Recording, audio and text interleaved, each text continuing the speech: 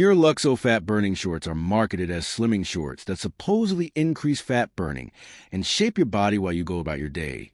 But the real question is, do they actually help you lose weight, or are they another fitness product with unrealistic claims?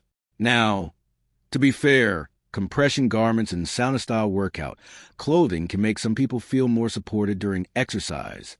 They may also temporarily increase sweating in certain areas.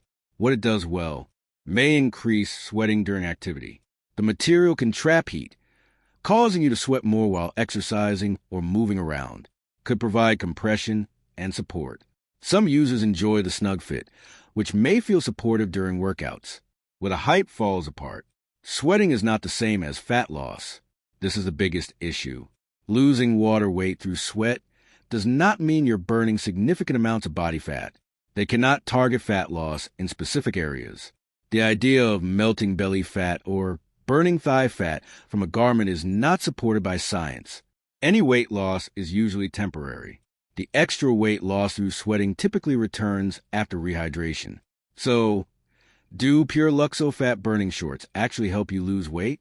Short answer: they may increase sweating and provide temporary shaping effects, but they are unlikely to cause meaningful fat loss on their own.